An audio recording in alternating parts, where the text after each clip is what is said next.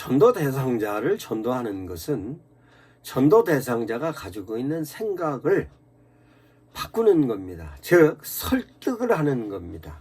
그러면 전도 대상자를 설득하는 데에 있어서 그 사람이 설득되어질 때는 실제적으로 합리적이고 개인적인 의미가 있음을 느끼게 하는데 초점을 맞춰야 그 사람이 설득이 되는 것입니다.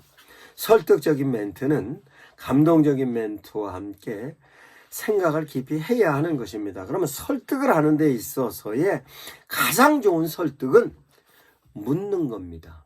그러면 실제적으로 상대방에게 설득을 할 때 요즘 상황이 너무 힘들고 어려운데 선생님은 어떠십니까? 너는 어떠니?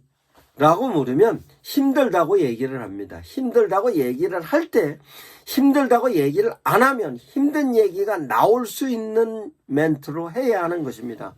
다들 힘들다고 하는데 어떤가 모르겠어요. 대체적으로 힘들다고 얘기하는 분들이 코로나 시대 때는 아주 저렴한 이자로 은행에서 대출을 해줬는데 그게 코로나 끝나고 나니까 대출 이자가 높아져서 모든 사람들마다 다 이자 부분에 부담하는 것이 힘들다고 얘기합니다. 이렇게 얘기를 하면 근거가 있는 얘기이며 근거뿐만 아니라 실제적으로 그 부분에 있어서의 체감하고 있는 사람이면 바로 설득이 되는 것입니다. 뿐만 아니라 요즘은 그렇게 돈이 금리도 높아졌고 여러 부분에 있어서 돈 부분에 경기가 바닥이 되니까 실제적으로 어떤 구매가 일어나지 않으니까 돈이 회전이 되지 않아서 굉장히 힘들다고 하는데 어떠십니까? 라고 얘기하면 직장 생활을 내는 사람이든 자영업을 하는 사람이든 그 근거를 갖고 얘기했기 때문에 상대방은 그거에 대해서 공감을 갖는 것입니다. 그러면 자기가 경험하고 있는 데 대한 내용을 제시를 하면 그 제시되어졌던 내용에 공감하는 것이 바로 설득인 것입니다. 그거를 실제적으로 추론으로 하지 말고 구체적인 논리를 가지고 설명을 하는 것입니다. 그러면 논리를 갖고 얘기할 때는 실제적으로 나타난 현상적인 내용을 갖고 얘기를 할 때 논리가 형성되는 것입니다. 그러면 실제적으로 지금은 금리가 올라갔다는 건 모든 사람들이 다 알고 있습니다. 경기가 불경기라 돈이 회전이 안 된다는 걸 다 알고 있습니다.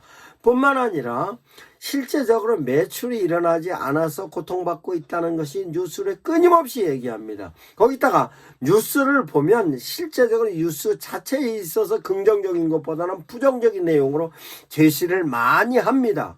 그렇게 제시 많이 하는 데 대한 내용을 은연중에 비춰주면서 얘기를 하여 그런 모든 종합적인 이유가 당신이 현재 살아가는 삶에 있어서 곤고함에 대한 원인의 한 부분이다라고 얘기를 했을 때 그 얘기가 합리적이면 논리적이면 상대방은 공감을 하는 것입니다. 그러면 그 공감했던 내용에 대하여 필요는 어떤 대안으로 찾아줄 건가에 대한 내용입니다. 그럼 대안을 찾아주는 데 있어서 신앙적인 요소로 접근을 한다 하면 실제적으로 신앙적인 부분에 있어서는 예수 그리스도가 누구이고 하나님은 어떤 분이시며 성령님은 어떤 분이고 그 예수님을 만나는 것이 구원의 방법이고 그 예수님을 만남을 통하여서 구원의 확신을 얻고 구원의 확신을 얻은 사람은 하나님의 자녀로 살아가는 삶이고 이러면서 교리적인 얘기로 설득력 있게 제시한다 할지라도 그 사람이 그걸 받아들일 수준이 안 되면 아무리 내가 효과적으로 논리적으로 합리적으로 설명을 한다 할지라도 그 사람하고 같이 공감대가 형성되지 않은 얘기를 할 때는 설득이 되지 않는 겁니다. 그러면 다시 설득적인 요소로 진행한다면 실제적으로 삶의 문제가 해결되는 내용을 제안하는 멘트라야 해결되는 겁니다. 삶에서 어려움이 닥칠 때 우리는 종종 혼자 해결하려고 애씁니다. 그 혼자 종종 해결하려고 애쓰는 데 있어서 그 해결점이 내가 해결할 수 있는 나름대로의 어려움이면 해결을 하면서도 힘이 들지만 그 범주를 넘어섰을 때는 어떻게 해결해야 되는가? 라고 할 때 그 사람은 그 위기에 관련된 내용의 한계를 느끼는 것입니다. 그 한계를 느끼는 데에 대한 대안이 예수 그리스도가 수고하고 무거운 짐을 대신 져준다는 얘기.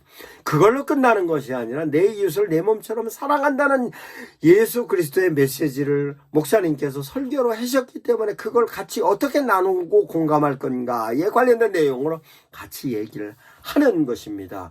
그러면 그 부분에 있어서 당신은 혼자가 아니고 나도 당신 옆에 있습니다. 나뿐만 아니고 성도들도 같이 있고 우리 소그룹 모임이 주변에 있는 사람들과 같은 모임이 있고 혹시 상대방 전도 대상자와 우리 소그룹 모임 아니면 우리 교회 성도 중에 같이 알고 있는 사람이 있다 하면 그분하고 같이 얘기될 수 있는 범주에서 얘기할 수 있는 부분이 있는 것입니다. 그러면 이와 같은 내용으로 상대방에게 설득을 하면 설득이 됩니다. 특별히 그 사람 전도 대상자와 나와 알고 있는 사람 가운데서 신앙적인 문제로 갖고 있는 어려움을 해결한 분이 누구든지 있다 할 경우에는 그 사람을 설명을 하면 훨씬 더 효과적인 겁니다. 이와 같이 실제적으로 상대방을 설득을 할 때는 설득적인 근거가 있어야 설득이 되는 겁니다. 그런데 설득적인 근거는 이야기하는 것보다 보여주는 것이 설득이 효과적입니다. 그래서 실제적으로 설득을 할 때 내가 얘기했던 것 중에서 필요하면 스마트폰에 그와 같은 자료가 있는 영상을 담고 있든가 자료를 담고 있어서 그걸 비춰주면 훨씬 효과가 있는 것입니다. 함께 기도한다 하면 우리 구역에서 함께 기도하는 부분으로서 딴 사람을 위해서 기도하고 있는 우리 구역 사람들의 모습을 보여줄 수도 있고 목사님께서 다른 사람을 위해서 기도하고 있는 모습을 그에게 비춰줄 수도 있고 목사님의 설교 가운데 이웃을 사랑하라는 설교의 내용을 보여줄 수도 있고 설득은 들려주는 것보다 보여주는 것이 훨씬 효과적인 것입니다. 그런 의미에서 스마트폰에 갖고 있는 자료를 공유하여 보여주면 훨씬 설득이 효과적으로 되는 것입니다. 그러면 설득하는 데 있어서의 멘트의 핵심적인 요소는 논리와 감정을 조화롭게 접근을 해야 합니다. 그래서 실제적으로 상대방이 직면한 문제나 고민을 먼저 들어주고 거기에 맞는 메시지를 제시해야 하는 것입니다. 그런데 그 메시지를 제시할 때 대한 내용은 실제적인 내용을 제시해야 설득이 되는 것입니다. 추상적인 얘기는 안 됩니다. 추상적인 얘기가 필요할 수도 있겠습니다만 가능하면 실제적인 얘기를 해야 하는 것입니다. 그러면 실제적인 얘기를 했을 때에 빨리 해결되는 방법은 뭐냐? 상대방이 어느 시점에 결단을 하면 빨리 해결되는가에 대한 내용입니다. 실제적으로 교인들과 연계를 해길 때는 연계를 하는 것을 그 자리에서 얘기할 수도 있습니다. 그러면 그렇게 힘든데 혹이 그 문제를 같이 고민하고 나눌 수 있는 사람 내가 아는 우리 교회 성도가 있는데 전화통화 한번 해볼래? 라고 얘기를 한다든가 아니면 전화해서 그분 한번 오라 그럴까? 아니면 그런 문제를 갖고 있으면 한번 가볼까? 이렇게 해서 구체적인 액션에 대한 결단을 할 수 있게끔 제시를 하는 것입니다. 그러면 지금은 조금 어려워. 그럼 다시 2차적인 부분으로 뒤로 미룰 수도 있고 아니면 필요하면 전화를 할 수도 있고 그 전화 상대가 그분의 갖고 있는 문제를 같이 공감할 수 있는 사람이든 문제를 해결할 수 있는 사람이든 아니면 교회 부목사님이든 장로님이든 권사님이든 목사님이든 연결을 할 수 있는 구실로서 결단의 시점이 될 수 있는 것입니다. 이와 같은 내용을 성도님께서든 현장에서 전도를 할 때 그 부분을 한 번만 경험을 해보면 두 번은 쉽습니다. 즉, 한 사람만 이런 방식으로 해서 상대방이 설득이 됐을 경우에는 2차적인 설득, 3차적인 설득, 예를 들어서 A라는 사람, B라는 사람, C라는 사람 다 설득이 될 수 있는 나의 멘트의 퀄리티가 높아지는 것입니다.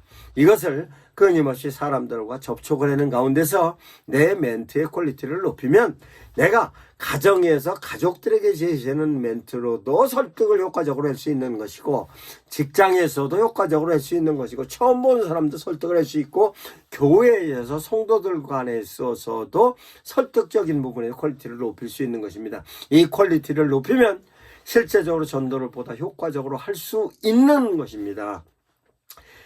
설득적인 멘트에 대해서 깊이 새겨보시기 바랍니다.